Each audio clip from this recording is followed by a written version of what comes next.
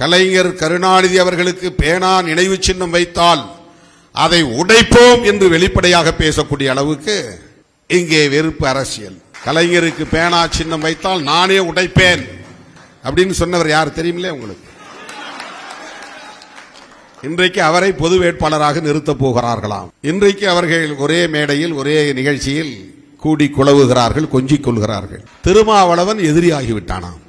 முத்தமிழறிஞர் கலைஞர் அவர்களை மிகவும் கொச்சையாக மேடைகளில், அதிமுக மேடைகளில் பாடுவதுண்டு. அந்த பாட்டை பாடியதற்காக திமுக அரசு ஒரு வழக்கு போட்டது. உடனே அன்பு சகோதரர் சீமான் அவர்கள் நான் பாடுகிறேன் என்று அந்த அநாகரிகமான பாட்டை பாடினார். என்னை கைது செய்து பார் என்று சவால் விட்டார். திமுக என்ன செய்தது? திமுக அரசு என்ன செய்தது? இன்றைக்கு அவரோடு உறவாட முடிகிறது, கூடி குழவ முடிகிறது. பொதுவெளியில் ஒருவரை ஒருவர் சந்தித்துக் கொள்வது நாகரிகமானதுதான், நான் மறுக்கவில்லை. விமர்சனங்கள் நாகரிக வரம்பை தாண்டி போகிற போது அந்த இடத்தில் தொடர்புடையவர்கள் எத்தகைய எதிர்வினையை ஆற்றினார்கள் என்கிற கேள்வி எழுகிறது. ஒரு கூட்டணியில் நின்று ஜெயிச்சுட்டு இன்னொரு கூட்டணியில் போய் அமைச்சராகலாமா? இன்றைக்கு தமிழ்நாட்டில் நடக்கிற பெரிய விவாதம்.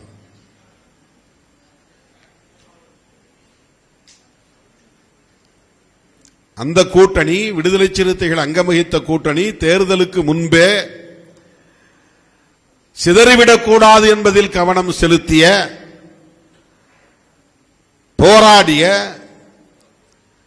உறுதிப்பாட்டோடு களத்தில் நின்ற இயக்கம்தான் விடுதலை சிறுத்தைகள் கட்சி. அவ்வளவுதான் நம்மால பண்ண முடியும். தேர்தலுக்கு முன்னால், தேர்தலுக்கு பின்பு ஒரு கூட்டணி சிதறுகிறது என்று சொன்னால்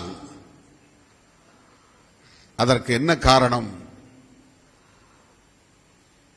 எதிரும் புதிருமாக நின்ற அதிமுக கூட்டணியையும் திமுக கூட்டணியையும் பின்னுக்கு தள்ளிவிட்டு ஒரு கட்சி தனிப்பெரும் கட்சியாக வெற்றி பெற்று வந்து நிற்கிறது என்று சொன்னால் அதற்கு பல காரணங்கள் உண்டு.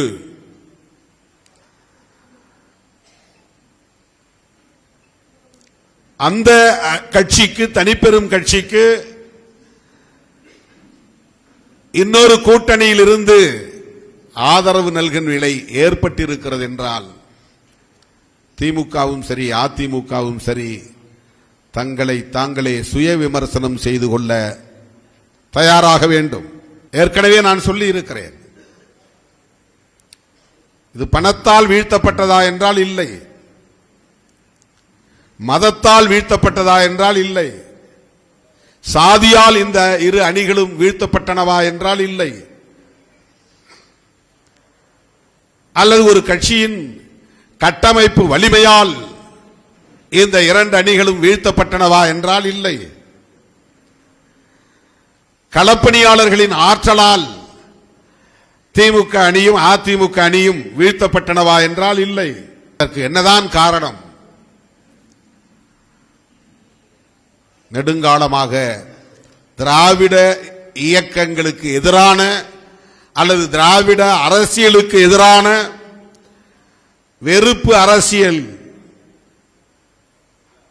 தொடர்ந்து பரப்பப்பட்டது, தொடர்ந்து பரப்பப்பட்டது. இன்றைக்கு நேற்றைக்கு அல்ல. திமுக ஆட்சியை கைப்பற்றிய காலத்திலிருந்து திமுகவுக்கு எதிரான வெறுப்பு அரசியல், திமுகவை பலவீனப்படுத்துவதற்காகவே உருவான கட்சி அதிமுக.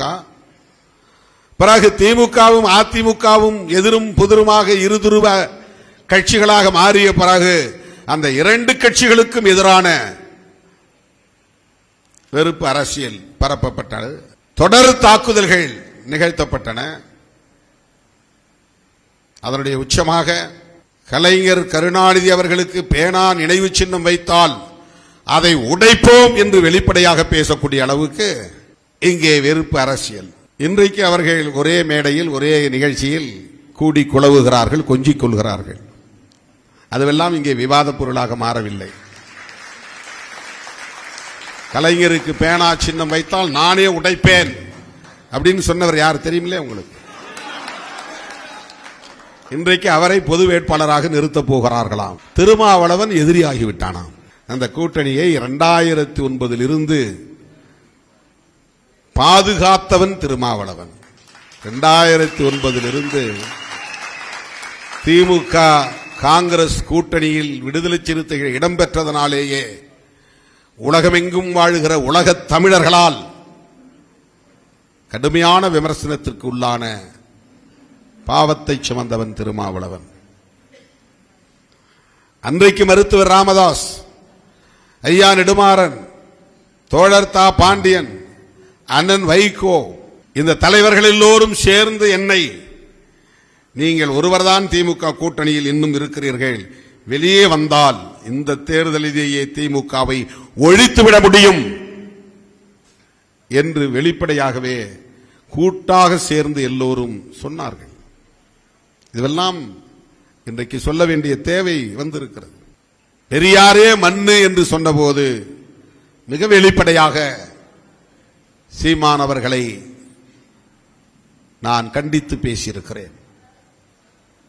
அதுவரையில் நான் அவரை ஒருபோதும் வெளிப்படையாக கண்டித்ததில்லை. முத்தமிழறிஞர் கலைஞர் அவர்களை மிகவும் கொச்சையாக மேடைகளில், அதிமுக மேடைகளில் பாடுவதுண்டு. அந்த பாட்டை பாடியதற்காக திமுக அரசு ஒரு வழக்கு போட்டது. உடனே அன்பு சகோதரர் சீமான் அவர்கள் நான் பாடுகிறேன் என்று அந்த அநாகரிகமான பாட்டை பாடினார். என்னை கைது செய்து பார் என்று சவால் விட்டார். திமுக என்ன செய்தது? திமுக அரசு என்ன செய்தது? இன்றைக்கு அவரோடு உறவாட முடிகிறது, கூடி குழவ முடிகிறது.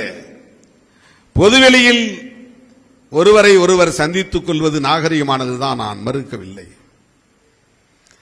விமர்சனங்கள் நாகரிக வரம்பை தாண்டி போகிற போது அந்த இடத்தில் தொடர்புடையவர்கள் எத்தகைய எதிர்வினையை ஆற்றினார்கள் என்கிற கேள்வி எழுகிறது. தோழர்களே, இது நான் தனிப்பட்ட முறையிலே யார் மீதும் காழ்ப்புணர்வு கொண்டு பேசவில்லை. விடுதலை சிறுத்தைகளை இன்றைக்கு எதிராக பார்க்கிற ஒரு பார்வை,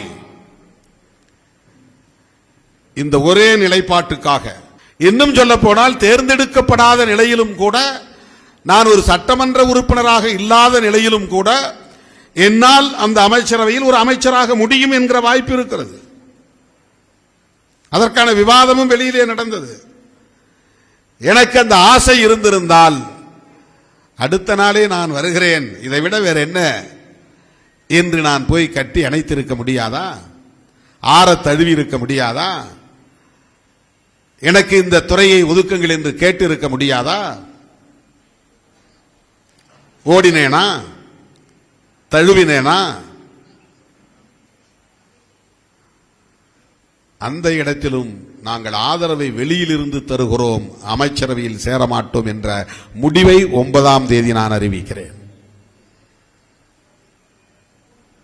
அதன் பிறகு பேச்சுவார்த்தை நடந்தது. அந்த பேச்சுவார்த்தையிலே உயர்கல்வித்துறையை வேண்டுமானாலும் நீங்கள் எடுத்துக் கொள்ளுங்கள், அல்லது விவசாயத்துறையை வேண்டுமானாலும் நீங்கள் எடுத்துக் கொள்ளுங்கள், அல்லது தொழிலாளர் நலத்துறையை வேண்டுமானாலும் எடுத்துக் கொள்ளுங்கள், நீங்கள் வந்தால் என்ற கேள்வி, என்ற விவாதம் நடந்தது.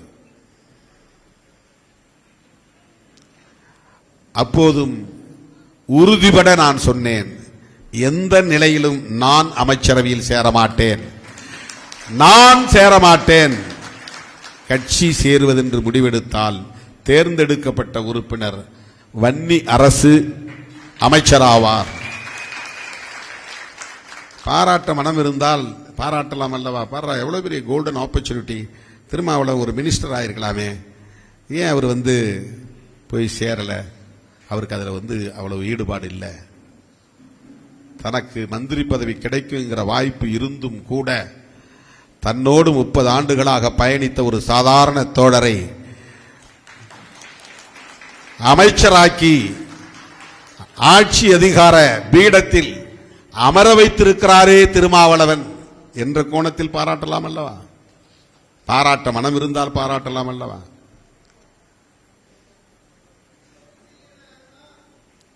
ஆனால் பாராட்ட மாட்டார்கள்.